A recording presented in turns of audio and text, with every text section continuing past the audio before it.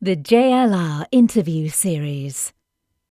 Okay, so it's Wednesday morning, just after 11 a.m. UK time. And today on Jazz on the Radio, we've got a very, very interesting artist with us. Her name's Arielle, and she plays guitar and she's a singer.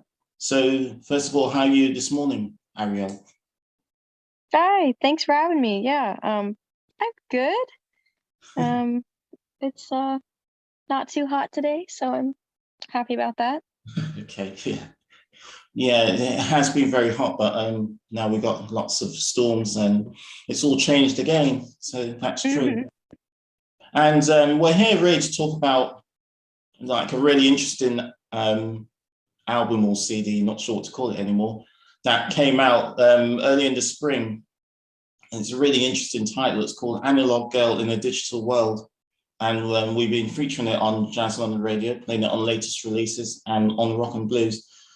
And I've been intrigued with the title ever since, actually. So it's good to get Arielle on and to get her to talk about it. So, yeah, let's talk about it. So, first of all, what was the idea behind the project? Although I know it could be self-explanatory, but still, I'll ask the question. Well, it was one of those things that just kind of came to me as a whole. I was sitting and writing a song in my flat, and I don't I did something different. A lot of times when I'm writing a song, I'll try to spice it up, maybe pick up a different instrument or do something, just something that's off the cuff that I'm not used to doing. And this particular day, I downloaded an app on my phone, which is kind of funny since oh, but I was using the app just as a synthesizer. I had just moved into my flat and I didn't have very much set up. And this was, I mean, that album came out in the spring, but it's been done since October 2019. But I'd say it was probably summer of 2019. And I started writing and I wrote Digital World first. And just really basic. And I'm like, I think that's a really good concept for an album, is the idea of not just the technological part of analog versus digital, but also the purpose that music has had in our lives years ago and now, and how it, in some ways, it's changed. And so yeah, it started off with the song Digital World, and as that started to build, I started to create ideas around how to make a concept album around it. Okay. So, I mean, would you say that even though you came up with the idea, which happens, you sometimes you can't really good idea. Was there anything like underlying beneath that, like that's the way you feel about things, or is it just that you're just expressing that both can be combined in today's world, both Oh, analog and digital, that is? I definitely feel that way. It was very honest. As I was writing Digital World, it was authentic in that moment. And I'm not entirely sure what if something happened that made me feel that way. I think it's the same feeling I feel all the time, which is just the inability Yes. to keep up with just keeping my mind and my brain updated with the newest, latest social media platform, technology, or what's expected online. I think that one is the hardest for me to deal with, as far as the digital world, especially during COVID. It did get more intense and more relied on that. And thinking about genuinely, I mean, I was born in '90, so I didn't get. I think iPhones came out in 2007. So Yeah. I was 17 then. So I had a period where I do know what it's like to not have to rely on those things, and I remember it. And it was um it's something that I think about, like, what obviously there are amazing benefits to having technology, and it's not that I think it should be black or white. It's like what you explain, which is really trying to live in the digital world but also keeping analog principles. How can we utilize it in a way that's not disconnecting us from being human and being connected to nature and people and the earth, uh, but also utilize it to um, reach across the planet to other places we might not have been able to go. Like how do we find a healthy way to balance it? And that is a real thought. I wonder all the time where my lines are with that, like what I'm comfortable with, and it changes all the time. But it's very much a real thing that I struggle with all the time. Yeah, no, that's an interesting answer, and I'm sure most people feel the same way. Some people might not be able to say it for whatever reason, but I think you're right. Most people feel the same way, and also it's interesting you wrote it before COVID, but it's probably even more relevant now because of COVID. Mm, Yeah, I thought about that. Um, it was mm, interesting because right before COVID, yeah, it was recorded and everything before COVID, which is part of the reason why it got delayed to be released. Because once it was done, that was October, November 2019, and then kind of COVID things started happening the end of February. So it didn't. It was supposed to come out around then, and then we delayed it just because of the craziness happening. But yeah. I was so overwhelmed then about the speed of things, and um, you need to tour constantly, and all these expectations of me, and it's not anyone's fault. These are things I agreed to. These are things that I said I would do because I was just trying to keep up, and then COVID happened, and it kind of gave me a, I mean everyone really, but I'm just speaking for Mm, myself. mm, It gave a break to think about the way that I was living unsustainably in so many ways that I couldn't keep up what I was doing. So in a way, I am really grateful to have been given the opportunity to stop, even though it has been so difficult in a lot of other ways.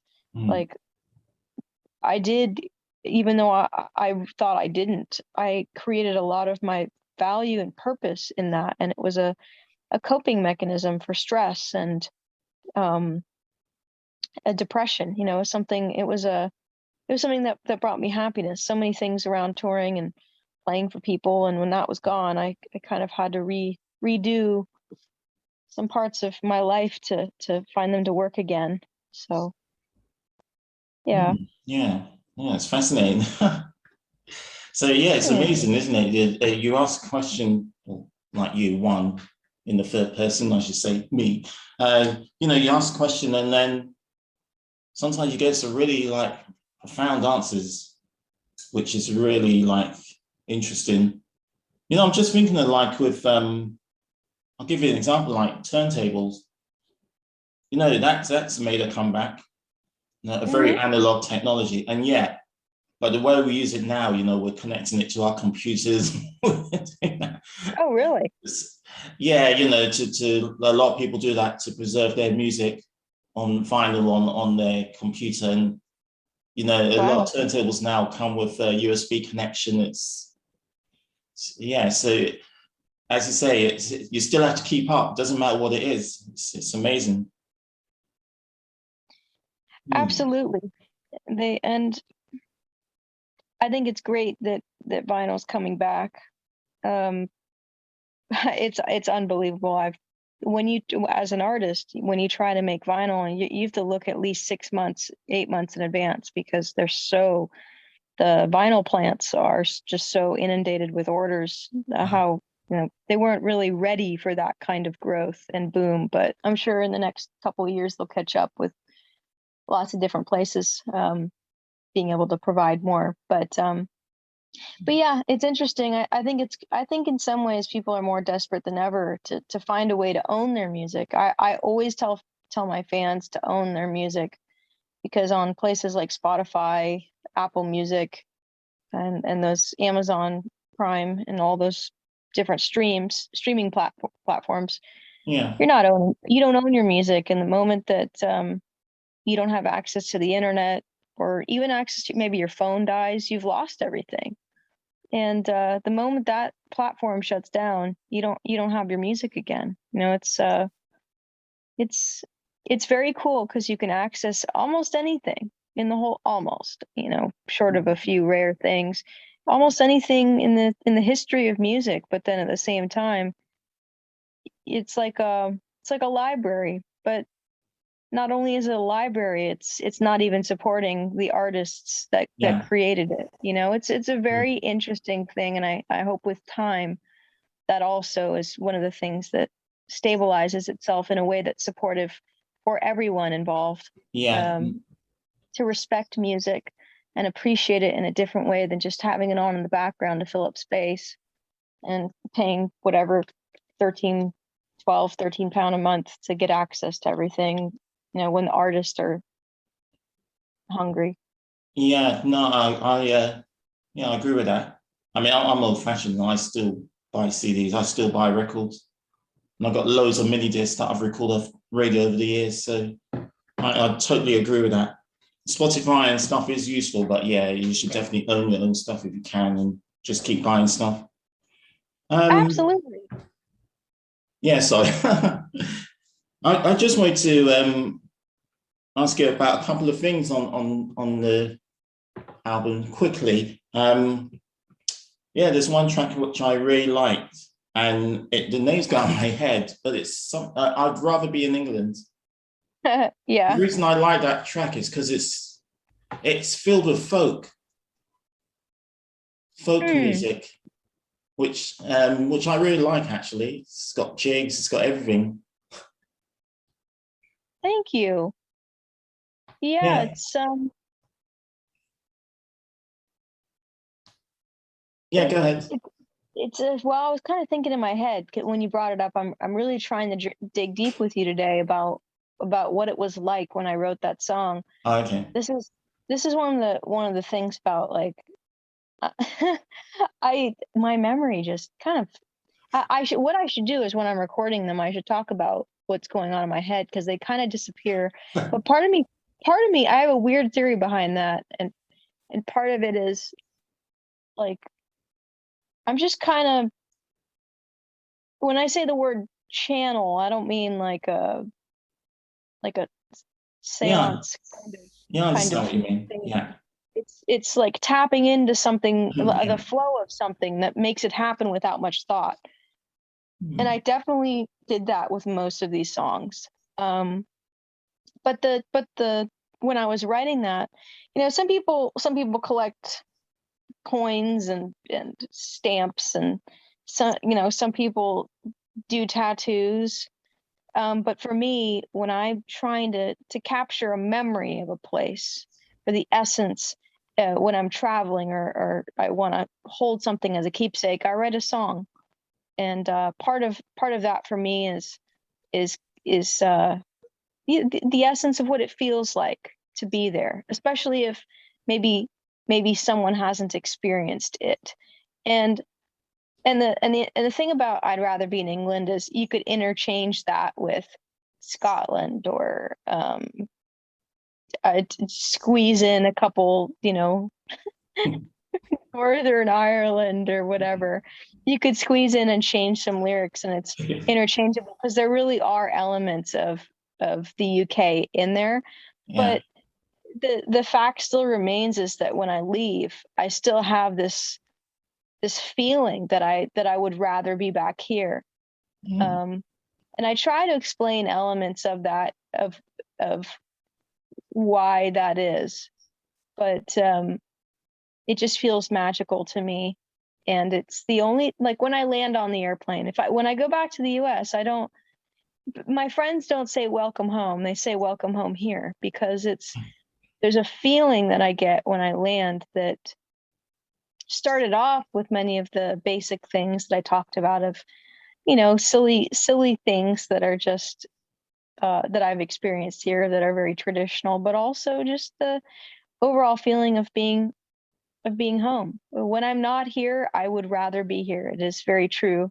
But inside the song, the last thing I'll say about it is during the solo, you mentioned folk music and that there are a lot of influences. And I consciously, it was the last part. We were in the recording studio, and earlier that morning, or maybe it was like I woke up from sleeping, and I was like, I've got an idea for the solo. I'm gonna have a kind of a duel with both sides of myself. The parts of me influentially that were musically created in different states in the U.S., like spending a lot of time in the South, Texas, Tennessee, and California as well, on the West Coast. But then also putting that together with my English and influences. So at the beginning of the solo section, you hear kind of my Queen influence, which was obviously really important to me. And when I think of Queen, I don't know, they just sound so royal and regal. And I think they're one of the most, like, I don't know, I think they're one of the most English bands if you think about it. But then I wanted to throw in my American side as well. So if I did that on purpose to show both sides of it.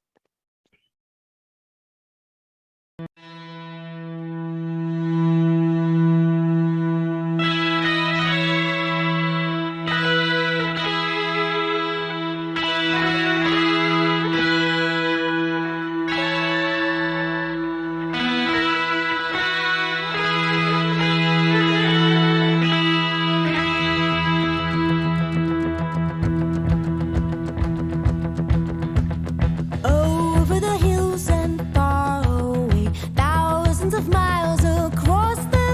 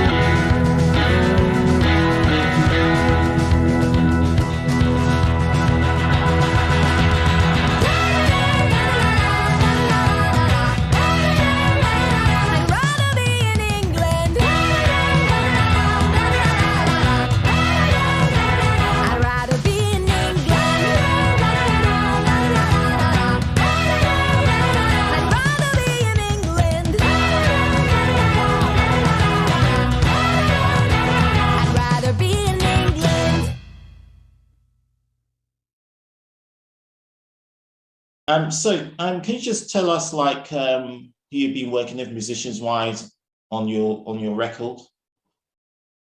Sure. Well, on the record, I have Michael DeVia on drums, and then I have on half of it on the digital side, on the analog side, I have an amazing woman named Nat D. Pergola, and then bass player I have Devin North. On guitar, which I had do overdubs live, so he was playing guitar, playing rhythm while I was. His name's Justin Weaver, and I have Bill Lebsey on keys, and yeah, that's what I've got.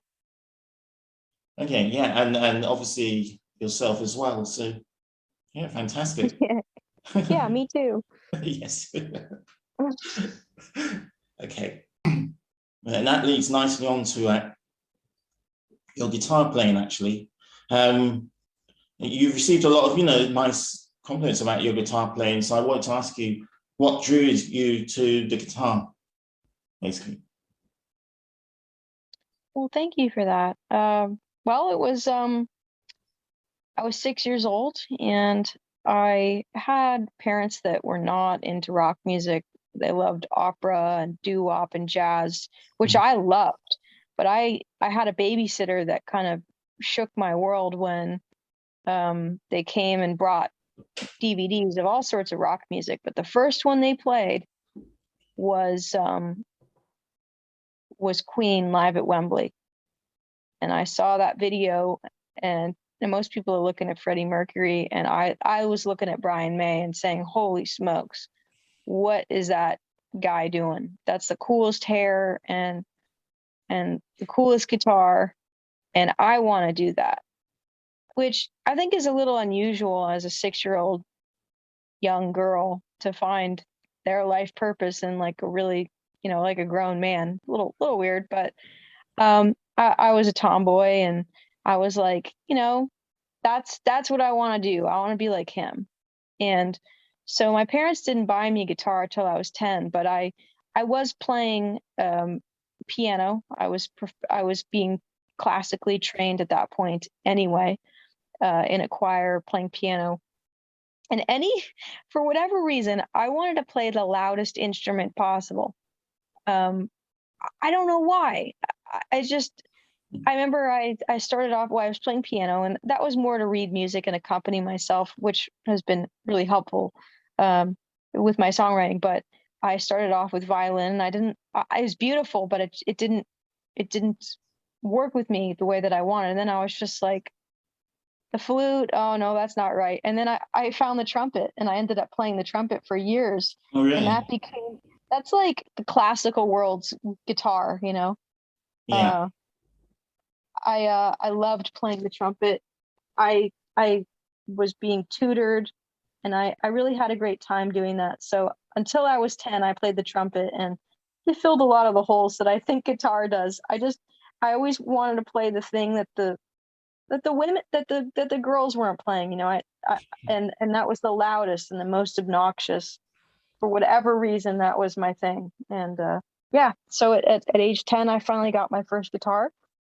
And it's my favorite now.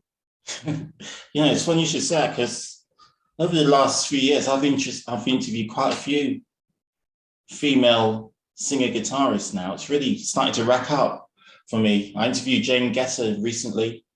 I interviewed Juliana Hatfield a few years ago, which was really nice. So that's awesome. Yeah, I know, that was really nice, really cool. And you've also helped design a guitar. Is that true? Yeah. Your guitar, I should say, not a guitar.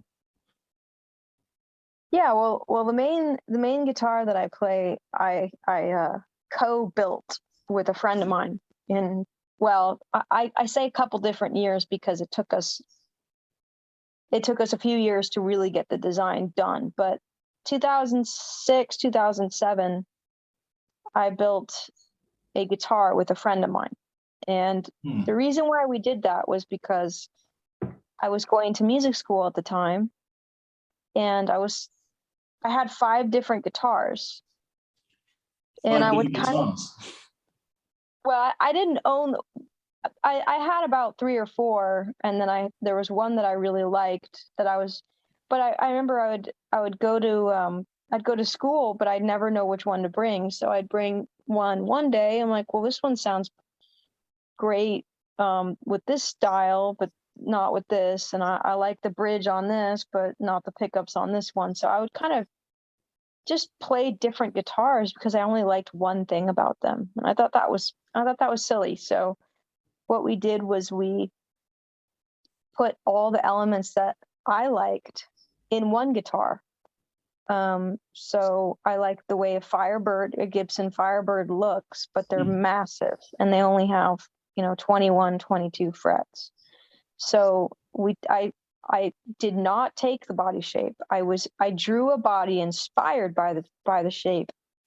And then but I liked parts of a Fender and Jeff Beck's playing. So I took the LSR roller nut and I took the bridge from that. Then I like the scale length of this BC Rich I had. So I took that and all the elements of the guitar from 5 different guitars. So the Brian May Red Special, the pickups and the pickup selector to create this guitar. And I've been playing the guitar longer than I haven't. So I do say that the guitar actually taught me how to play, because it was when I got that guitar that without trying, I created my own sound. Yeah.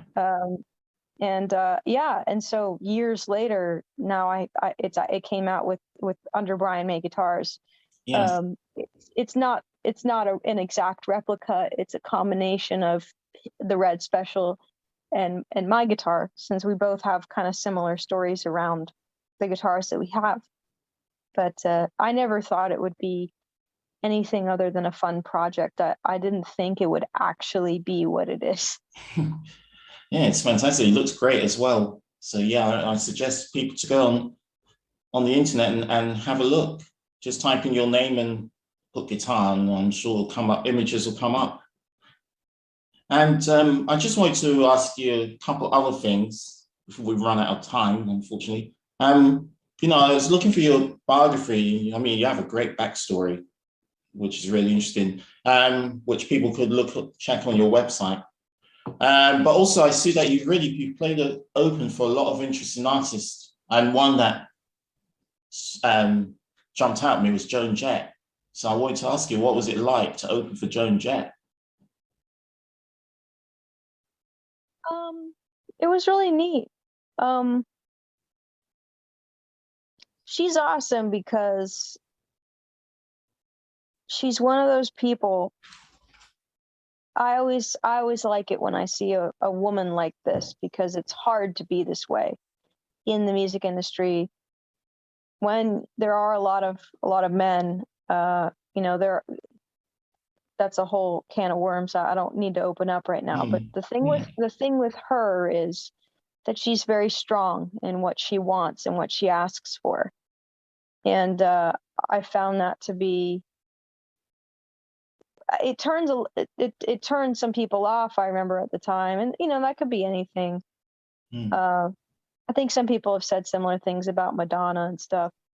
But she's a powerhouse. She knows what she wants and she does it. And it was kind of neat to see her orchestrate when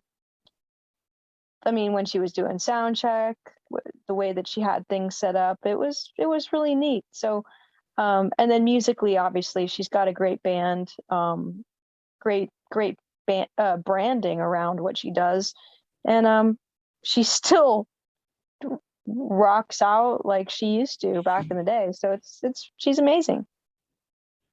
It's really nice to hear, actually. That's the case, and yeah, I'm entirely not surprised what you said about how she conducts herself. And so you got to really, if you get to that level, as you said, there's a lot of things that some people don't like, and so what? She's got to do what she's got to do, and she's good at it. And that's the main thing. Exactly.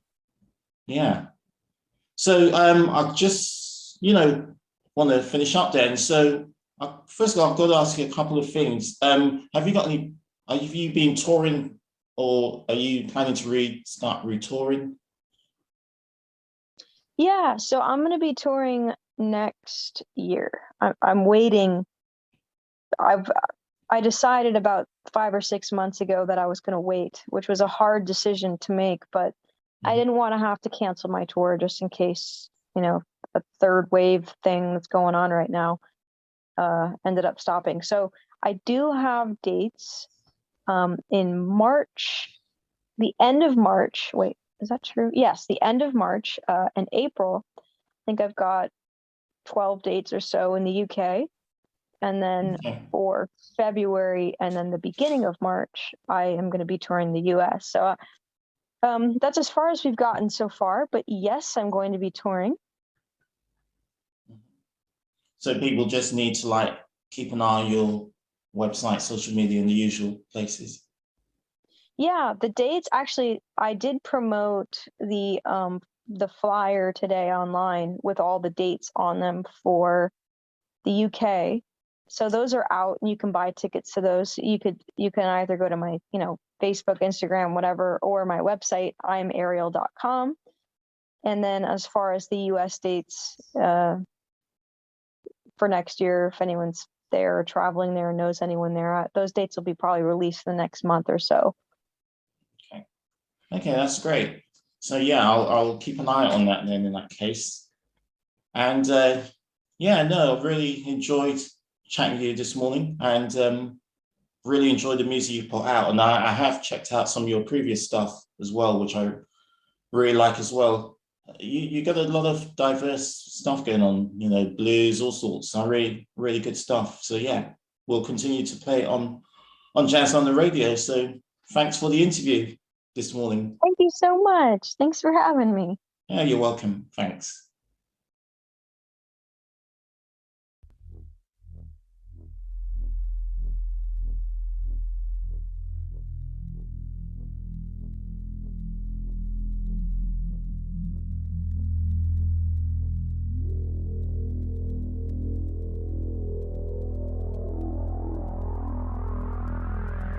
There was a time, you should have seen it, where we lived without the internet. Things were so much better then. Slingshots and puzzles, coke that comes in glass bottles, payphones to call us. Take me back, 'cause don't wanna live in the digital. Take me back to the analog physical, where the world was new and impractical. Don't wanna live in the digital, in the digital world, digital world. Use the map when I need direction.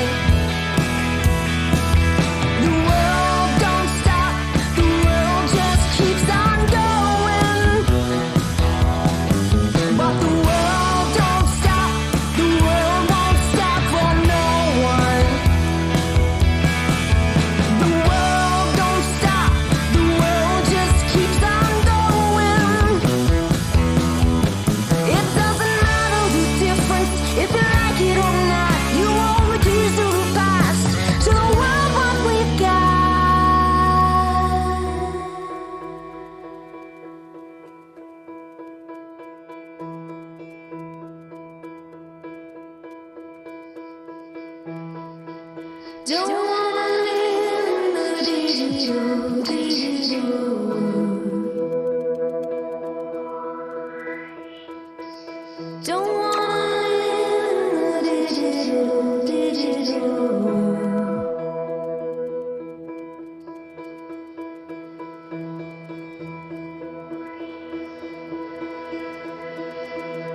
There was a time you should have seen it, where we lived without the internet. Things were so much better then. I don't wanna live in the digital, digital. Take me back to the analog, physical, where the world was new and practical. Don't wanna live in the digital, digital. Don't wanna live in the digital, digital. Take me back to the analog, physical, where the world was new and practical. Don't wanna live in the digital, digital, digital, digital.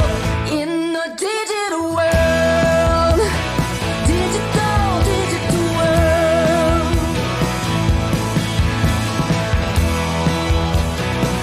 In the digital world.